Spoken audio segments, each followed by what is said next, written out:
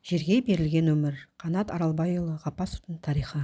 Қанат Аралбайұлы Ғаппасов 1969 жылы 22 сәуірде Қостанай облысы Қамысты ауданында орналасқан шағын қазақстандық Орқаш ауылында дүниеге келген. Бала кезінен ол табиғатпен, еңбекпен және туған жерге деген қамқорлықпен, ата-анасы берген құндылықтармен қоршалған. Оның әкесі Ғаппасов Аралбай Ғаппасұлы мен анасы Ғаппасова Айымкүл Сартайқызы бүкіл өмірін мал шаруашылығына арнады. Бұл оңай емес, бірақ игі іс.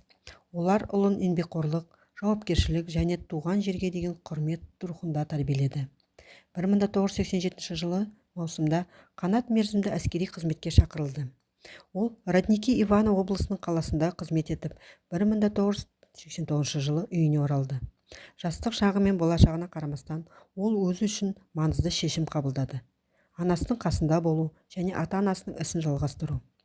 Содан бері оның өмірі ауыл шаруашылығымен, әсіресе мал шаруашылығымен тығыз байланысты болды. Мал шаруашылығы ауыл шаруашылығы ең көне және маңызды саласы. Оның мәні ауыл шаруашылығы жануарларын ет, сүт, жүн, былғары алу үшін, сондай-ақ көлік пен қорғауды қоса алғанда басқа мақсаттар үшін өсіру болып табылады. Мал шаруашылығы мамандығы шыдамдылықты, білімді, физикалық төзімділікті және жануарларға деген сүйіспеншілікті қажет етеді. Қанат Аралбайұлы бұл істің жастайынан игерді және көптеген жылдар бойы шаруашылықты қажетті ресурстармен қамтамасыз ете отырып, мал өсірумен айналысады. Ол жануарларға қалай күтім жасау керектігін, малды қалай сақтау және көбейту керектігін, аурудың алдын алу және уақытында көмек көрсетуге біледі.